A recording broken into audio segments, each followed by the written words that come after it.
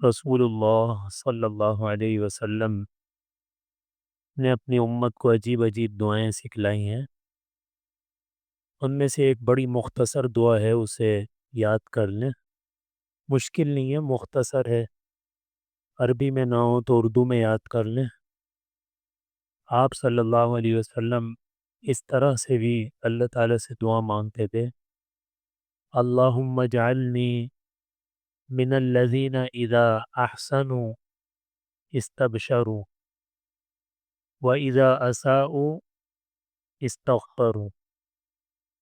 اے اللہ، مجھے ان لوگوں میں سے بنا دے کہ جب وہ اچھا کام کریں تو وہ خوش ہو جاتے ہیں، اور جب کوئی برا کام ہو جاتا ہے تو اللہ تعالیٰ سے معافی مانگتے ہیں۔ اے اللہ، مجھے ان لوگوں میں سے بنا دے کہ جب وہ اچھا کام کرتے ہیں تو خوش ہوتے ہیں، اور جب کوئی برا کام ان سے ہو جاتا ہے تو اللہ تعالیٰ سے معافی مانگتے ہیں۔ اس لیے کہ یہ تو ہوگا، ایسا ہو نہیں سکتا کہ انسان سے کبھی کوئی گناہ نہ ہو۔ وہ تو صرف انبیاء علیہ والسلام ہیں جو گناہوں سے معصوم ہیں، پاکیزہ ہیں۔ تو یہ دعا در حقیقت آپ صلی اللہ علیہ وسلم نے اپنی امت کو سکھلائی ہے کہ ہم سے تو غلطی ہوتی ہے، گناہ ہوتا ہے۔ آدمی یہ چاہے کہ مجھ سے کوئی گناہ ہو ہی نہ، یہ ناممکن ہے۔ وہ تو پھر فرشتہ ہو سکتا ہے، انسان نہیں ہوگا۔ لیکن بات یہ ہے کہ نیکی پر خوش ہونا اور گناہ پر نادم ہونا، پشیمان ہونا، شرمندہ ہونا، اللہ سے معافی مانگنا، توبہ کرنا، یہ مطلوب ہے، اور یہ ایمان کی نشانی بھی ہے۔ اگر ایک آدمی نیکی کا کام ہونے پر خوش نہیں ہو رہا، اس کا مطلب یہ ہے کہ اس کا ایمان کمزور ہے۔ دوسری حدیث میں آپ نے فرمایا کہ اذا سرت کا حسنتو کا و اذا ساءت کا سیئتو کا فانت مؤمن۔ جب تمہاری نیکی تمہیں خوش کرے اور تمہارا گناہ تمہیں پریشان کر دے تو سمجھ لو کہ تم مومن ہو۔ تو نیکی کا کام جب اللہ تعالیٰ کی توفیق سے ہی ہوتا ہے، ہو جائے تو اس پر خوش ہونا چاہیے، اور اسی طرح گناہ تو وہ انسان کی اپنی کوتاہی سے ہوتا ہے، تو اس پر اللہ تعالیٰ سے معافی مانگنا۔ اور ہر انسان کا گناہ اس کے حساب سے ہوتا ہے، ہر ایک کا گناہ ایک نہیں ہوتا۔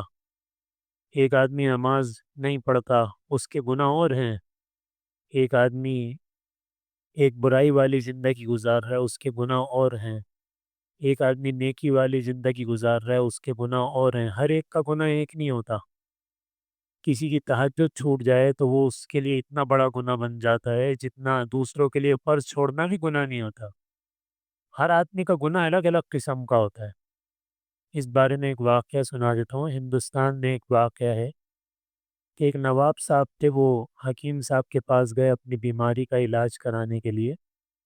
تو حکیم صاحب نے انہیں منع کیا ہے کہ بھئی آپ کا لڈو کھانے سے پرہیز ہے، آپ لڈو نہیں کھائیں۔ انہوں نے کہا ٹھیک ہے۔ وہ چلے گئے، کچھ عرصے کے بعد آئے تو اس زمانے میں جو حکیم ہوتے تھے نبض شناس ہوتے تھے، نباز ابھی بھی کچھ ہوتے ہیں، کہ نبض پہ ہاتھ رکھنے سے ان کو پتہ چل جاتا ہے کہ جسم کے اندر کیا ہو رہا ہے۔ تو انہوں نے جب نواب صاحب کی نبض پہ ہاتھ رکھا تو حکیم صاحب نے کہا کہ بھئی آپ نے تو لڈو کھا لیا۔ تو نواب صاحب یہ کہنے لگے کہ ہاں لڈو تو میں نے کھایا لیکن بس آدھا کھایا ہے۔ تو حکیم صاحب کو بھی پتہ تھا کہ یہ نواب صاحب ہیں، یہ عام آدمی نہیں ہے۔ جو نواب کا لڈو ہوتا ہے نا، وہ لڈوؤں کا نواب ہوتا ہے۔ تو کہا کہ حکیم صاحب نے کہ وہ نواب صاحب وہ لڈو کتنا بڑا تھا؟ تو کہا بس 20 سیر کا تھا۔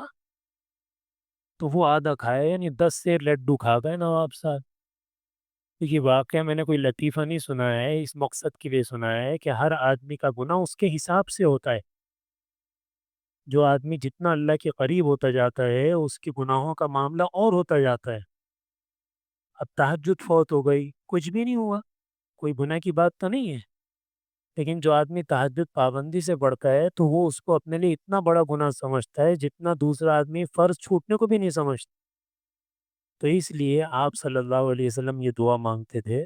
اس دعا کو یاد کر لیں کہ اللہ ہمیں ان لوگوں میں سے بنا دے کہ جب وہ اچھا کام کریں تو خوش ہو جائیں، اور جب ان سے گناہ ہو جائے تو وہ اللہ تعالیٰ سے معافی مانگیں۔ اللہ تعالیٰ نے عمل کی توفیق عطا